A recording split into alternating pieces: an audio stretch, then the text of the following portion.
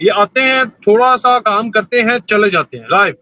उसके बाद सारा का सारा सोशल मीडिया के ऊपर शोर मचा देते हैं, क्योंकि इन्हें भी, आप नोट कीजिएगा, जो जो इसराइल भारत और सोहनी लॉबी के साथ कनेक्ट हुआ है। पूरा मुल्क हमारा एक है, हम अलग अलग नहीं है। हम बलूचिस्तान, हम अरे सिंध, सर, ये अब मैंने हम सामने रख केपी के, दिया हम डेटा। पंजाब। उस वक्त भारत ने कुछ नहीं किया, तो अब क्या करेगा भारत? भारत कुछ नहीं करेगा। आप देखिए, अगर इनकी परेशानी होगी और वो लोग अगर बॉर्डर पे आके हमसे शरण मांगेंगे, शरणार्थी बनते हैं, तो एज पर ह्यूमन राइट्स हमको उनको शरण देनी पड़ेगी। और हम नहीं चाहते कि हम इनको शरण देके, जैसे इंडिया की फौज, जो अपोजिशन लीडर है राहुल गांधी, वो क्या कर रहे थे, वो मोदी को कहते थे बताओ कितने लोग शहीद हुए हैं ऑपरेशन में, और फिर अगले दिन जो उनके ऊपर प्रेशर बना कि तुम लोगों ने ये बताया क्यों नहीं हमें। ये आते हैं, थोड़ा सा काम करते हैं, चले जाते हैं गायब। उसके बाद सारा का सारा सोशल मीडिया के ऊपर शोर मचा देते हैं, क्योंकि इन्हें भी, आप नोट कीजिएगा, जो जो इसराइल भारत और सोहनी लॉबी के साथ कनेक्ट हुआ है, उसने पाकिस्तान को ऑन ग्राउंड डैमेज नहीं किया, उसने पाकिस्तान को एआई टेक्नोलॉजी के जरिए डैमेज किया, सोशल मीडिया एल्गोरिथम के जरिए टारगेट किया। आप पीटीआई को देख लें, आप पीटीएम को देख लें, आप बीएलए को देख लें कि अटैक, एक गोली चलाकर 1000 या लाख गोली से ज्यादा शोर मचाना है, कहां पर? सोशल मीडिया के ऊपर। और उससे क्या होगा? लोग डरेंगे, लोग नहीं जाएंगे। तो मैं ये रिक्वेस्ट करूंगा कि ठीक है, आप अपनी प्रिकॉशंस लें, मगर Balochistan is in safe hand, महफूज हाथ के अंदर है। और वो हाथ हमारी फोर्सेस का हाथ है, वो हाथ हमारे बलोच भाइयों का हाथ है, वो हाथ हमारे मुस्तकबिल का है। और इंशाल्लाह मैं उम्मीद करता हूं कि यहाँ पर अमन भी होगा, तरक्की भी करेगा। मैंने एक वीडियो भी बनाई उधर खड़े होके कि ये बलूचिस्तान का जो गवादर है, ये पाकिस्तान का कर्जा 1 साल के अंदर, मैं कहता हूं कि अगर ऑपरेशनल हो जाए 1 महीने के अंदर उतार दे पाकिस्तान का कर्जा। एक पोर्ट, एक प्रोजेक्ट, जहां पर पाकिस्तान सिर्फ और सिर्फ ट्रांस कराया होता है ना, ट्रांजिट देता है, बस दैट्स इट। उससे ही पाकिस्तान जो है वो अपना कर्जा उतार सकता है। भारत की, इसराइल की, सोहनियों की एडवर्टीजमेंट पर चलने वाले बावले कुत्ते हैं जो कि बोल रहे हैं, टेंशन ना ले आप। अब महरंग को फ्रेंच न्यूज़पेपर जो है वो कह रहा है कि नॉमिनेट किया जा रहा है नोबेल पीस प्राइज के लिए। अब नॉमिनेशन फ्रेंच पेपर ने करनी है, जस्ट इमेजिन। गेमिक्स, ठीक है, वो तो बताते ही नहीं है नॉमिनेशन। 50-50 साल तक वो, आपको पता है कि राज रहती है। एक तो ये हो गया। दूसरा, जो अफगानिस्तान के हवाले से अब मजलूम बनाना अफगानिस्तान को, और पाकिस्तान अफगानिस्तान पर कब्जा कर रहा है, ये एक नया नैरेटिव चला रहे हैं। पाकिस्तान ने जंग की हालत में भी अफगानिस्तान की सोवेरेनिटी का ख्याल रखा। हाँ, टारगेट किया, किसको किया? वहां पर मौजूद हाइड आउट्स को, दहशत गर्दों के, जो कि पाकिस्तान की अवाम को, पाकिस्तान की रियासत को नुकसान पहुंचाते हैं। पाकिस्तान आज भी कहता है कि हमारा रियासत अफगानिस्तान के साथ कोई लड़ाई नहीं है, हमारा गवर्नमेंट की पॉलिसीज के साथ मसला है। जो गवर्नमेंट तो है नहीं, बेसिकली कब्जा ग्रुप की पॉलिसी से मसला है। हमारा रियासत के अंदर जो मौजूद अवाम है उससे भी कोई मसला नहीं है। रियासत के अंदर, अवाम के अंदर मौजूद छुपे हुए दहशतगर्द, उनके साथ मसला है। वो किसी भी मुल्क को हो सकता है, वो अमेरिका को भी हो सकता है, वो यूके को भी हो सकता है, भारत को खुद हो सकता है, वो अफगानिस्तान को भी होना चाहिए। लेकिन अनफॉर्चुनेट उन बगैरतों का तो कारोबार है ना ये, उनको नहीं हो सकता। जिसको कारोबारी जंग हो या बदअमनी हो, तो उसको मौजूद अपने मुल्क के अंदर छुपे हुए दहशतगर्द, चाहे वो ISIS के हो, चाहे वो TTP हो, TTA, व्हाटएवर, उनको क्या इशू है? तो इसलिए जो अब उनको समझ आ गया है कि अफगानिस्तान को एक जोन था कि शायद हमने 20 साल ट्रेनिंग की है अमेरिका के खिलाफ, पाकिस्तान तो चीज ही कोई नहीं है। पूरा मुल्क हमारा एक है, हम अलग अलग नहीं है। हम बलूचिस्तान, हम अरे सिंध, सर, ये अब मैंने सामने रख दिया डेटा। मैं आपके इस आधार पर भी बता रही हूँ, केवल 16 सीट। पंजाब को आप 141 सीट, वहां पर सर 44% सबसे बड़ा प्रांत है वो, वहां से इतना खनिज आ रहा है। सर मैं ये भी बता दूं, रुक जाइए आप, ये मैं भी ये भी बता दूं। अरे सर, गलत नहीं बोलने दूंगी ना। नहीं, कैसे नहीं बोलने दोगी आप? बलूचिस्तान का रेकॉर्डिंग क्षेत्र जो है दुनिया के सबसे बड़े सोने और तांबे के भंडारों में से एक है। अनुमानित कीमत $100 अरब से अधिक है। सर बलूचिस्तान की ये रिपोर्ट भी मैं खोल कर रख दूंगी, कितनी जरूरी है, ऋण की हड्डी है, लेकिन आपने माना कभी उसे? मैं आपको अर्ज कर रहा हूँ कि हम बलूचिस्तान, सिंध, पंजाब, KP के नहीं, हम पाकिस्तान है। क्योंकि सबसे पहले पाकिस्तान। वाह। दूसरी बात यह है कि बलूचिस्तान में जो कुछ है पाकिस्तान का है, पंजाब में जो कुछ है हम सब का है, बलोचियों का है, पंजाबियों का है, सिंधियों का है। हम अलग-अलग नहीं, हम एक कौम है, हम एक कौम है, क्योंकि सबसे पहले पाकिस्तान। 91% रेवेन्यू बलूचिस्तान से, 91% रेवेन्यू चीन की कंपनी को मिलता है और 9% पाकिस्तान को मिलता है। देखिए अब अगर इतना बड़ा दिल पाकिस्तान के लिए रख रहे हैं तो 91% पाकिस्तान के लिए रख लेते, 91% तो चाइना के लिए छोड़ दिए, 9% आप पाकिस्तान के लिए रखे हैं। चाइना हमारा असली दोस्त है। अब लीजिए, मतलब वो पाकिस्तान से बड़ा हो गया है, वो बलूचिस्तान। अभी तो आप पाकिस्तान की मानता बता रहे हैं कि इतना बड़ा देश है। चाइना से हमारी दोस्ती की आपको बहुत बड़ी तकलीफ है। अरे तकलीफ इसलिए, अरे ये सामने दिख रहा है भाई साहब, 91% मुनाफा प्रॉफिट वो सब वो लिए जा रहे हैं, खनिज वो लिए जा रहे हैं। बलूचिस्तान को चवन्नी देने में पेट में दर्द है आपको। पाकिस्तान की आवाम ना संसद में अपनी बात कह पा रही है, ना उनकी बात वहां सुनी जा रही है। खनिज वो दे रहे हैं, बड़ा क्षेत्र वो है, हालात उनके बद से बदतर है, आवाज उठा तो गायब कर दे रहे हैं, फिर आप कह रहे हैं हम लोकतंत्र है। देखिए बिल्कुल, बलूचिस्तान अब तो जाहिर है कि इंटरनेट का ज़माना है, वो बात तो छुपाई जा नहीं सकती। तो बलूचिस्तान के हालात बहुत ज़्यादा ख़राब है। अब तो ये तो मौलाना फजलुर रहमान ने भी कह दिया है। पहले उन्होंने कहा था कि कुछ डिस्ट्रिक्ट हैं जो जहाँ पे बिल्कुल गवर्नमेंट का कंट्रोल नहीं है, लेकिन अब बात बहुत आगे जा चुकी है और उसमें डेफिनेटली पाकिस्तान स्टेट की, पाकिस्तान गवर्नमेंट की ही गलती है।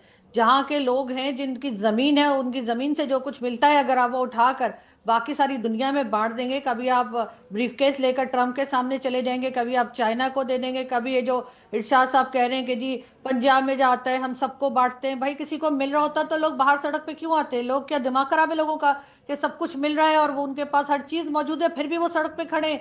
ये ऐसा बिल्कुल नहीं है। बलूचिस्तान को ये बिल्कुल ठीक से ये हैंडल नहीं कर पा रहे हैं और इसी तरीके से इन्होंने जिस एक्टिविस्ट जो थे उन्होंने जब बात करने की कोशिश की तो इन्होंने उनको अरेस्ट कर लिया। यहाँ तक कि अगर ये ट्वीट लगाने के ऊपर भी अरेस्ट करके 17 साल की सजाएं दे रहे हैं तो आप समझ सकते हैं कि इस वक्त स्टेट की क्या हालत है और वो कुछ भी समझने को तैयार नहीं है। इसी वजह से जो सिचुएशन है वो पहले से और ज्यादा खराब होती जा रही है।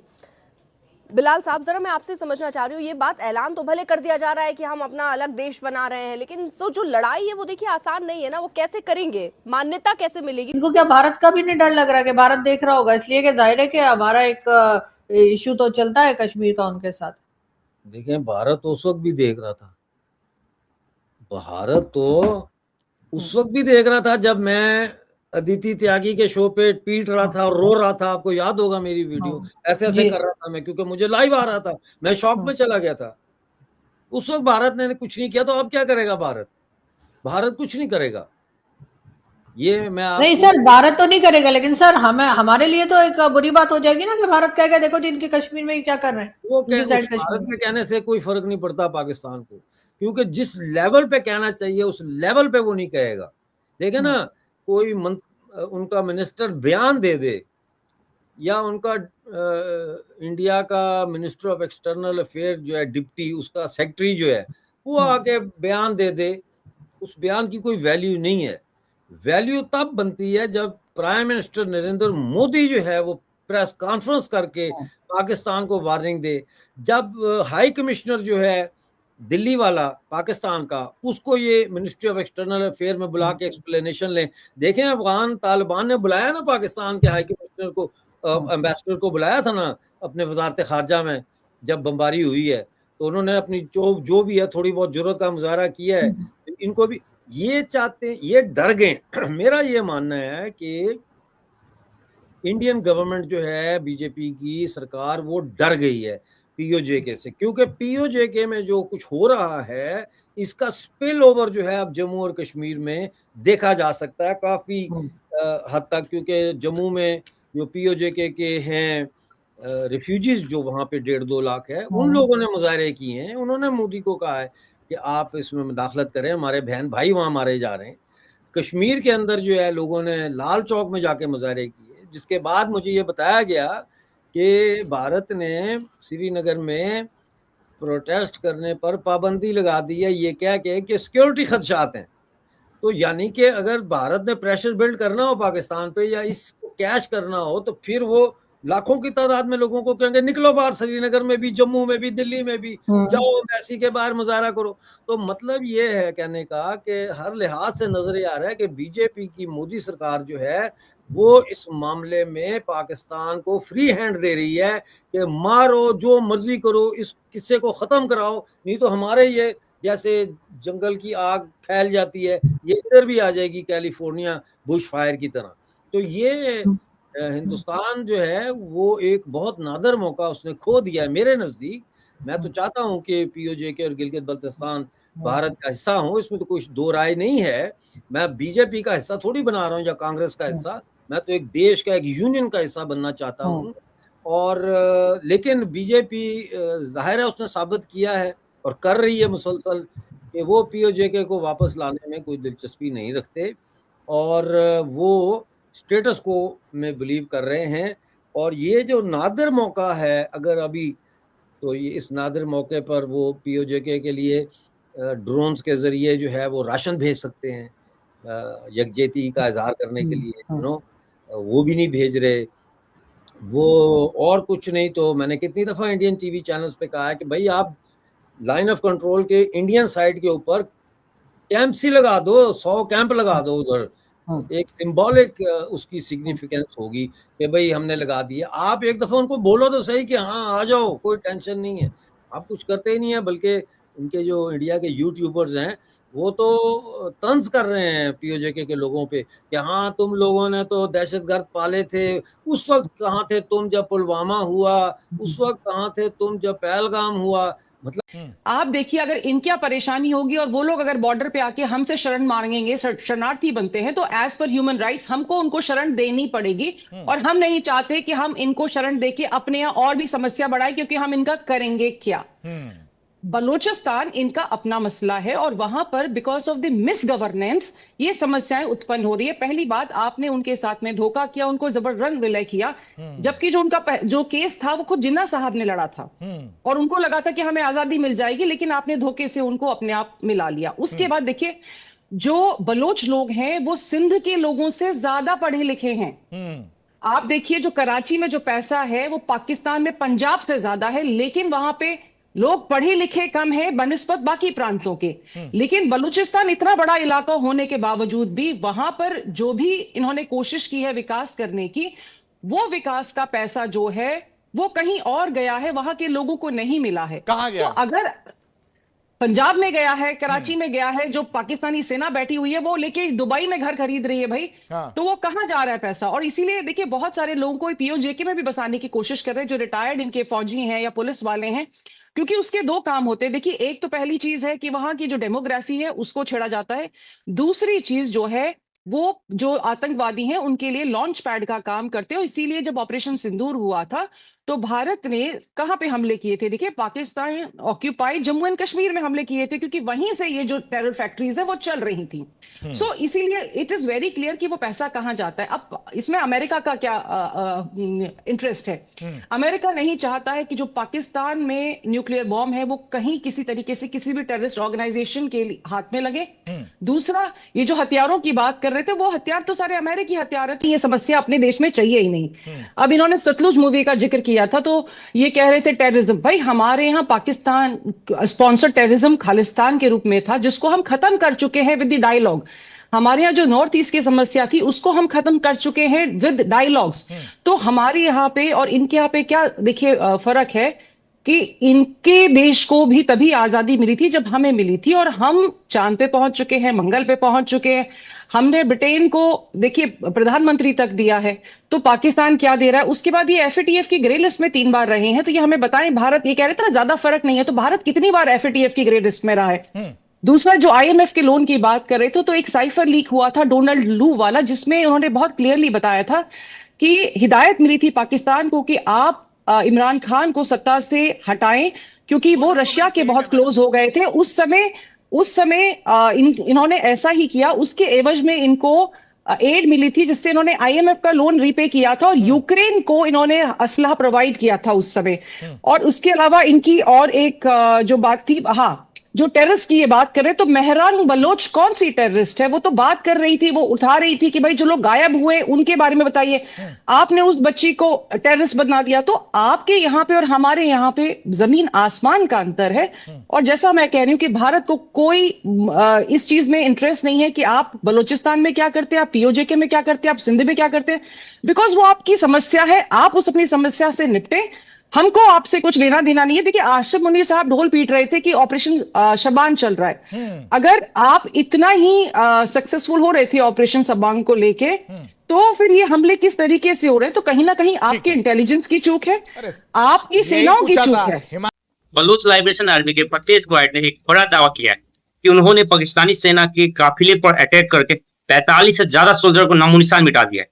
अब ये देखिए, ऑफिशियल कंफर्मेशन तो नहीं है, लेकिन जिस तरह से वहां अटैक जारी है, उसने पाकिस्तान की सिक्योरिटी एजेंसी की नींदें हराम कर दी है। फिर दोस्तों, बलोच ने खुद को प्रतिनिधि बताते हुए बलूचिस्तान को एक नया देश घोषित कर दिया है, अपना राष्ट्रगान, अपना झंडा, और यहाँ तक कि बलूच पल्स नाम की करेंसी भी जारी कर दी है। देखो यार, प्रैक्टिकल बात करूं तो ये एक डिजिटल और पॉलिटिकल स्टेप ज्यादा लग रहा है, लेकिन ये दिखाता है कि बलूचिस्तान बिल्कुल एग्रेसिव हो गया और भारत से मदद मांग रहा है। अब देखते हैं भारत मदद करता है कि नहीं। इसके ऊपर से चाइना का प्रेशर, चाइना ने साफ कह दिया है कि अगर सीपीईसी के प्रोजेक्ट और उनके इंजीनियर शिप नहीं हुए तो बातें बहुत आगे बढ़ सकती है। चाइना के लिए बलूचिस्तान उनकी इन्वेस्टमेंट का हब है और वहां की इंस्टेबिलिटी उन्हें बिल्कुल बर्दाश्त नहीं है। और यूके को मत बोलिए, वहां ज्वाइंट अवामी एक्शन कमेटी के बैनर तले लोग महंगाई और राइट्स के लिए सड़कों पर उतरे हुए हैं। एक तरफ इकोनॉमी डूब रही है, दूसरी तरफ देश के अंदर ही रेबिलियन शुरू हो गए हैं। सच तो यह है कि पाकिस्तान के लिए ये सिर्फ एक पॉलिटिकल क्राइसिस नहीं, बल्कि एक बहुत बड़ा संकट बन गया है, जिसे संभालना अब उनके बस में नहीं लग रहा। सिचुएशन सच में काफी गर्म हो गया दोस्तों।